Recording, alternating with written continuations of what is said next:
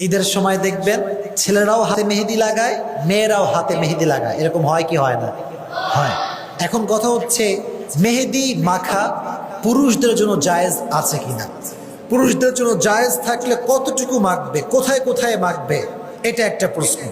আবার মেহেদি যদি কোনো নারী মাখে তার জন্য গোসল করার পরে তার গোসলটা হবে কিনা, বা অজু করলে তার অঙ্গ প্রত্যঙ্গে পানি পৌঁছাবে কিনা, অথবা কোনো নারী হায়েজ কিংবা নেফাস অবস্থায় মেহেদি লাগাতে পারবে কি পারবে না, ইভেন মেহেদি লাগানোর পরে অজুর বিধানটা কি হবে, প্রভিশনটা কি হবে, এ প্রত্যেকটা বিষয়ে জানার দরকার আছে না নাই?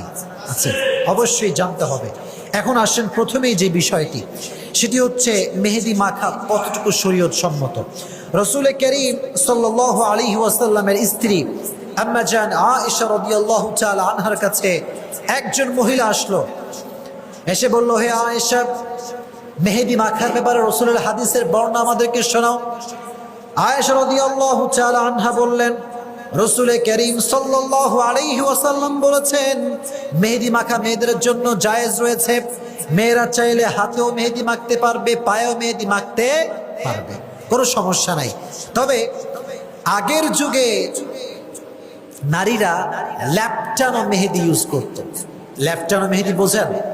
আগে বাড়তে হয়, গ্রামগঞ্জে এখন এগুলো হয়, গাছের থেকে পাতা নিয়ে আসা হয়, পাতা নিয়ে এসে বাটে, বেটে হাতে মাখে, পায়ে মাখে। এটা আগের যুগে খুব বেশি প্রথা ছিল। কিন্তু এখন তো অনেক স্টাইলিশ মেহেদি বের হয়েছে, যেমন টিউব মেহেদি আছে না, আছে না, রাঙা মেহেদি আছে, টিউব মেহেদি আছে।